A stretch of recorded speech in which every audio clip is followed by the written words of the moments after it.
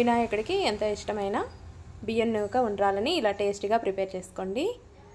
ఒక కడాయి ఒకటి పెట్టేసుకొని 2 స్పూన్స్ నెయ్యి వేసుకోండి. నెయ్యి వేడయ్యాక బియ్యం నూక 1 కప్పు తీసుకుంటున్నాను. ముందు రోజు నైటే బియ్యాన్ని నానబెట్టేసుకొని పొద్దున్నే రవ్వ పట్టేసుకోండి. ఈ రవ్వని లో ఫ్లేమ్లో మంచి సువాసన వచ్చే వరకు ఈ విధంగా ఫ్రై చేసుకోండి.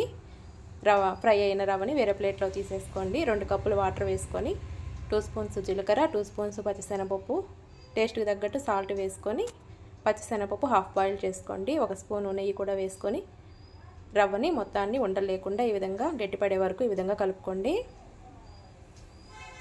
లో టు మీడియం ఫ్లేమ్ పెట్టుకొని ఈ విధంగా గట్టిపడే వరకు కలబెట్టుకొని తర్వాత పూర్తిగా చల్లారిపోయాక ఈ విధంగా ఉండ్రాల్లాగా రౌండ్ షేప్ చేసేసుకొని ఇడ్లీ పాత్రలో ఆవిరికి ఉడకబెట్టేసుకోండి. ఇంతేనండి, వినాయక చవితి స్పెషల్ రవ్వ ఉండ్రాలని ఈ విధంగా సులభంగా ప్రిపేర్ చేసుకోండి.